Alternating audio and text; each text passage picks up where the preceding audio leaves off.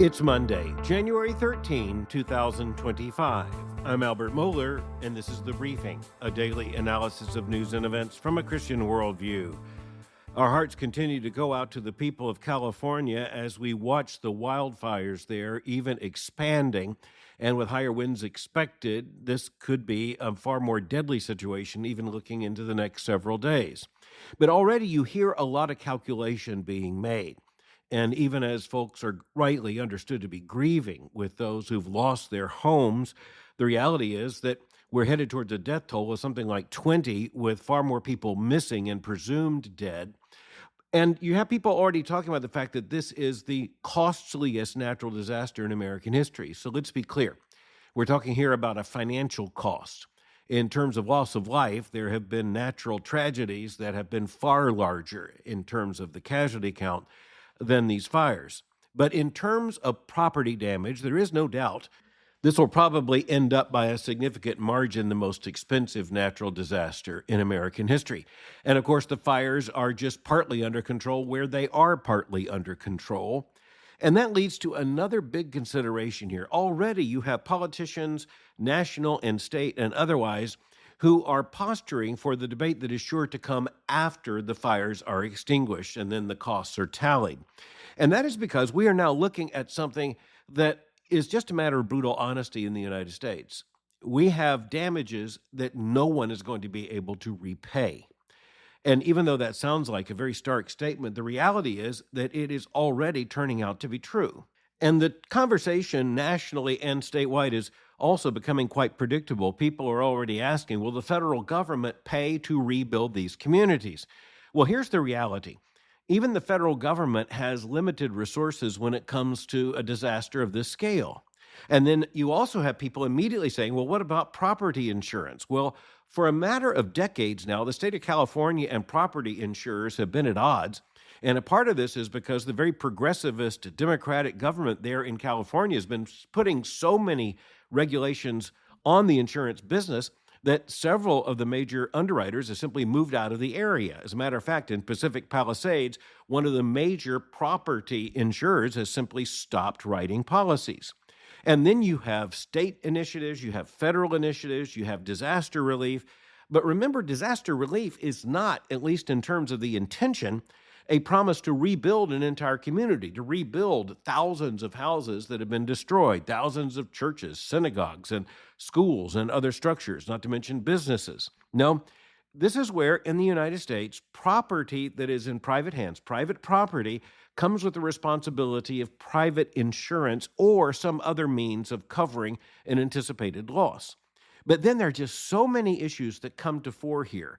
For one thing, what is fair and equitable in terms of rebuilding this kind of community? Well, here's where you have plenty of evidence from the opposite coast, from, say, coastal Florida in the aftermath of hurricanes, that one of the realities is that when you have escalating property costs or property values, that sometimes you end up with a, say, low or moderately priced structure that is destroyed on a piece of property that is inherently too valuable to build the same structure upon again. That is to say, it just doesn't make financial sense to rebuild the house that was destroyed or the other structure.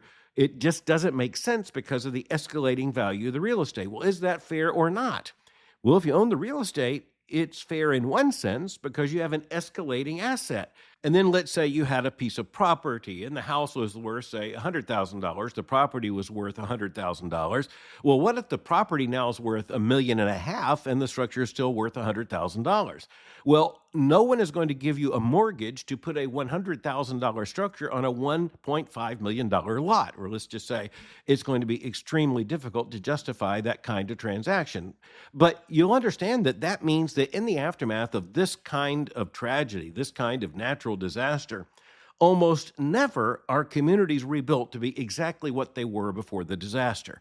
And that's because if you have an opportunity to start something like this over, you almost assuredly do not do it in the anachronistic and eccentric way so many communities end up being put together over time. You already see some other very interesting and predictable developments. For one thing, as I mentioned, Mayor Karen Bass of Los Angeles was actually in Africa when the worst of the fires began to break out. She did come back on a military transport, but she wasn't there in the original hours of the tragedy in her own city. And then you also have the governor of the state, Gavin Newsom, a very liberal Democrat, just like the mayor. And then you have President Joe Biden, also a Democrat, but he's going out of office in a matter of a week.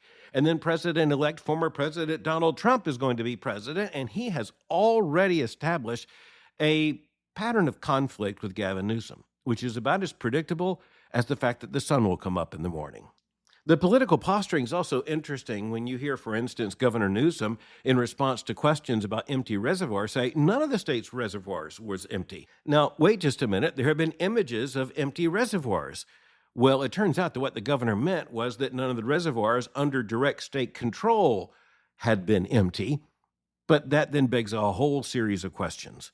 And right now, the most important thing is to put the fires out. But you can already see how you have all the political actors in motion getting ready for the debate after the fires are out. But right now, that appears to be days away. Well, next, as we said, we're coming up now on just the 1 week mark of the presidential inauguration. It's coming next Monday, 1 week from today. And so we're going to look at a change in presidential administration in the United States. And in the days between the election back on November the 5th and Inauguration Day, the current president of the United States, Joe Biden, who after all a year ago was considered for sure to be the Democratic nominee and turned out not to be because of a disastrous debate and the revelations that made about the effects of age on him, the reality is that he has given one major interview to a print publication, and that was given to USA Today's Susan Page. Now, one of the things to note, by the way, is that just about every major national newspaper has had an article about this interview, but the interview was actually conducted by USA Today. The headline on the front page, quote, Biden says he could have won re-election, but maybe not served 4 more years, end quote. Now, one of the things you note in this particular interview is the fact that the effects of aging and cognitive decline in Joe Biden are as clear in this interview as they were in the debate, certainly if you're looking at the context. Because just consider the 2 big things that we are told in this interview. Number 1, Joe Biden says that he honestly believes that he could have beaten Donald Trump in the November 5th election if only he had remained the Democratic nominee. Now, it is really interesting to note that Susan Page, who is conducting the interview for USA Today, and she's been writing for an entire adult lifetime in terms of the American presidency and presidential elections, there is no doubt that she saw through the statement and even pressed the president on that statement. And he came back and said, well, you can't say for certain, but nonetheless, it is clear that he thinks that if he had been the nominee, he could have won. But then he went on to say that he was not sure he could have served for 4 years. Well, that is a massive revelation. As a matter of fact, it is such a big issue that once again, you have to wonder if the president is capable of hearing himself talk. Because if indeed he said that he didn't necessarily see himself serving at age 85 or 86, how old does he think he is now? The answer is 82. So just do some quick math. If he's 82 now and he won a second 4-year term, as dubious as his claim that he would have won had he been the nominee is on its face, nonetheless, if he had won it, he's saying he's not sure that he could have been an effective president at age 85 and 86, which, by the way, in terms of his own projection, would have been the 3rd and 4th years of a second term in office. Once again, the interview just demonstrates the kind of cognitive decline and confusion that is, well, in large part, indicative of the kinds of things Joe Biden has said in interviews and in press contexts going back to the beginnings of his political career. He has often mangled words. Not a joke. But it is also true that President Biden at this point seems to have a particular problem understanding the reality even of what he is saying when the stakes are so high. So in any event, it is going to be very interesting, but President Joe Biden has 1 week left in office, and that also raises a huge question of what he may do in these last several days in office. Just consider the commutations, consider the pardons, consider the awards that were given, the medals of freedom. More on that in days to come. And even today, we're going to talk more about the fact that just over the last several days, he has awarded the Medal of Freedom with distinction to Pope Francis. He had intended to do so over the weekend on a state visit to Italy, which would have been the last of his foreign trips as president, but because of the fires in Los Angeles, he did not make the trip, but instead had the medal presented to the Pope on his behalf. More on that in just a moment. The point is, there are still things he could do and still might do over the course of the next few days. And just keep in mind that already he has issued executive orders clearly trying to tie the hands of the incoming administration on many issues. At least, if he doesn't understand what he's doing, those around him surely do. But next, as I said, just over the weekend on Saturday, the White House announced that the president had awarded to Pope Francis the Medal of Freedom with distinction. And that is a rare level of the nation's highest recognition, those words, with distinction. He was actually given the Medal of Freedom with distinction by President Barack Obama. That is to say, the vice president, Joe Biden, then as vice president of the United States, had received the same award from President Obama during his term. Now he has awarded it to Pope Francis. Pope Francis, your humility and your grace are beyond words, said the president, and your love for all is unparalleled. You are a light of faith, hope, and love that shines brightly across the world. As I said, the president had intended to present this to the Pope in person. Now, one of the things to note is that when you're looking at Pope Francis, the current Pope of the Roman Catholic Church, and you look at Joe Biden, a Catholic president, you're looking at two very similar men. They are similar in terms of their outlook. They're similar in terms of their politics. They're similar in terms of, frankly, how closely they adhere to Catholic doctrine. Now, remember, one of these is the President of the United States. The other is actually the Pope. And the point of being the Pope is to protect and to teach Roman Catholic doctrine. But when it comes to so many of the cutting-edge issues, and the LGBTQ array are out there, frankly, Pope Francis has said so many things on both sides of the issue that there is absolutely no coherence to his position whatsoever. But then again, as I say, that's what's similar to Joe Biden. When it comes to Joe Biden, here you have the famously pro-abortion president, and I mean it just the way I said it. At one point in his political career, he might have described himself as pro-choice, no longer. As of 2020, Joe Biden is on the record, avidly pro-abortion. That's in direct contradiction to the Roman Catholic Church and the Roman Catholic doctrine. But it's really not a matter when it comes to Pope Francis. Pope Francis, so far as we know, has made no public comment about the president's contradiction on this issue of Catholic teaching, but rather has accepted him as a Catholic. And furthermore, it is now documented that he called President Biden to put pressure on him in terms of commuting death sentences when it came to federal prisoners. And then the White House turned around. The president did exactly what the Pope had requested in just a matter of days. By the way, disastrously so. And we'll be tracking this in future editions of the briefing. But the commutations in this case were particularly disastrous because they were commutations of classes of crimes rather than criminals with a specific justification. And this means that you have the commutations of some people who, quite honestly, absolutely deserve the death penalty beyond question. And furthermore, here's the other interesting thing we'll have to follow at a future date. 2 of the federal prisoners on death row didn't accept the commutation because they intend to appeal their sentences. But anyway, going forward, it's just important to recognize that in Pope Francis and in Joe Biden, you have a certain Catholic type. And it's the Catholic type that is loudly Catholic, but not particularly consistent when it comes to Catholic doctrine, Catholic moral teaching, Catholic positions on issues like sexuality and abortion. Now, when it comes to abortion, Pope Francis is unquestionably pro-life, but in terms of how he looks at, for instance, the appointment of bishops and archbishops and cardinals in the United States, he has been moving the bishops in the United States by his own appointment process in a more liberal direction, and a part of that is away from pro-life politics and pro-life policies. There is no doubt that, as a matter of emphasis, Pope Francis does not put abortion at the top of the list.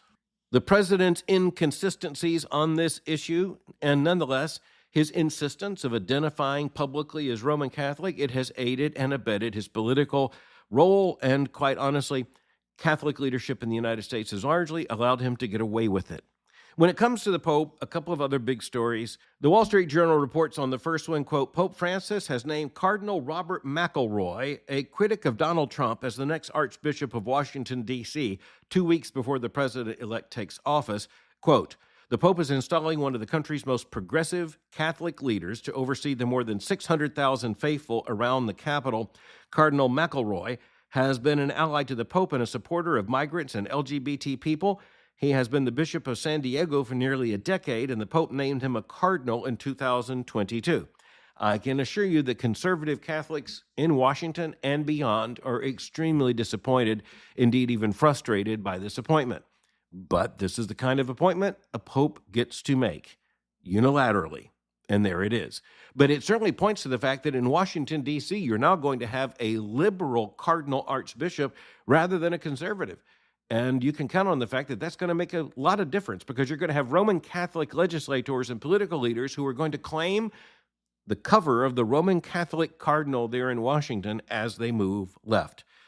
Just watch and see and understand. The second big development came in a report in the New York Times. The Vatican has now stated that seminaries in Italy may be open to gay men. In fact, the headline in the article in the New York Times is simply this: seminaries in Italy open to gay men, Vatican says. Well, there's a big story here. It begins this way, quote, the Vatican has approved new guidelines for Italy that say an applicant for a seminary cannot be rejected simply because he is gay if he remains celibate.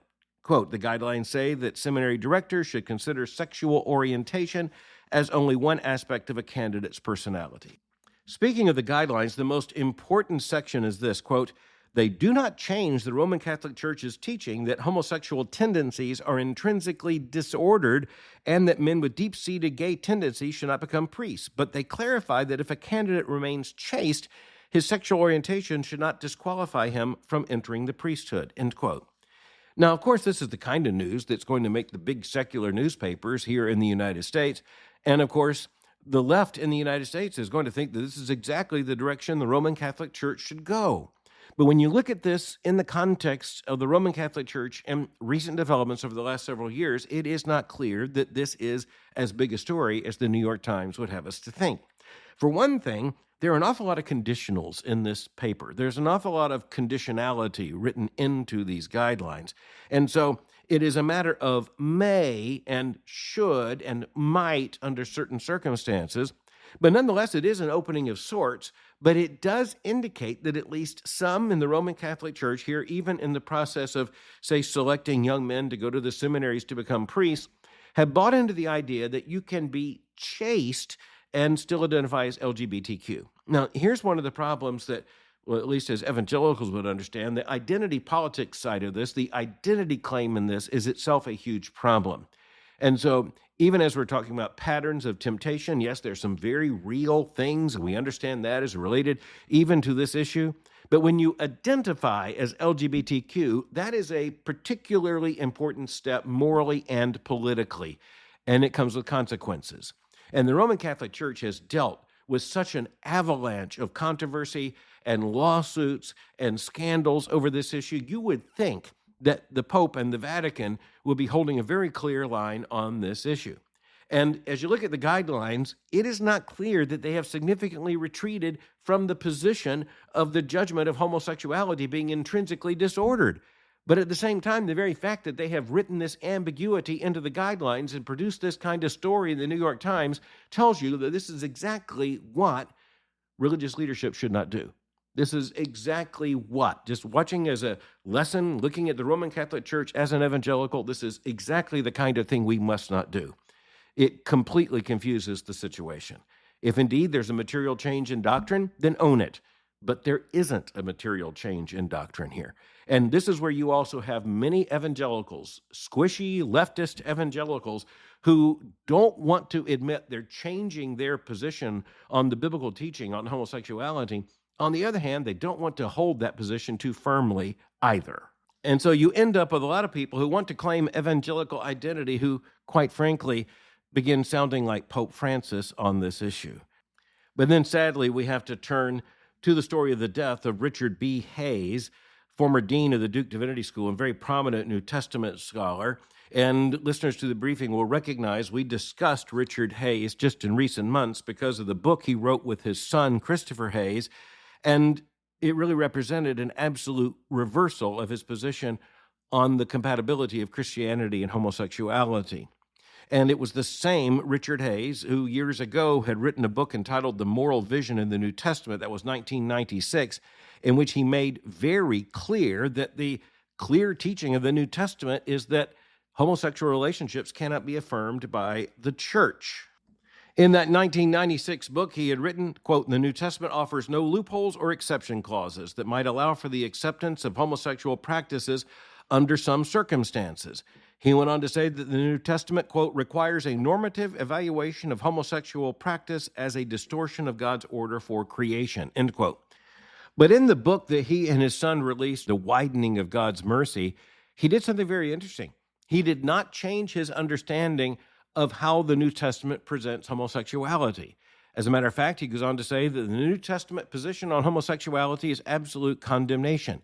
But then he made the astounding argument with his son that God has changed his mind on the issue. And he did this by simply asserting that an evolution in the wideness or the widening of God's mercy means that those who are involved in homosexual activity can be involved in relationships that should be blessed by the church, in behaviors that are accepted by the church. And as I pointed out, theologically, this is abject disaster. It is total unconditional surrender. In the obituary of Richard Hays published in the New York Times, they cited my words to that effect. But I want to make very clear, the death of Richard Hays is a tragedy, and we grieve with his family. But we also have to grieve the fact that the headlines about his death are talking about the fact that in his last months, the big story is how he came to the argument that God has changed his mind on homosexuality, changed his mind after the closure of the New Testament. And I do not have time today except to say that is absolute disaster. It is absolute theological surrender. If you can say that on LGBTQ issues, you can say it about anything.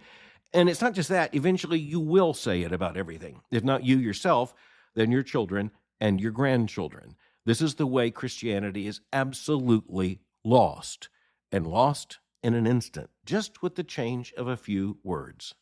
But finally, I have to end with a related front page article just in recent days in the New York Times. The headline is this: "Entertainer whose opposition to gay rights derailed career." It's about Anita Bryant, who in 1959 was catapulted into stardom as Miss Oklahoma and the second runner-up to the Miss America contest. Anita Bryant was a singer, and she became known for several hits, including Paper Roses and In My Corner of the World. But Anita Bryant also became very famous in the 1960s and in the 1970s for being the spokesperson and the celebrity for the Florida citrus industry.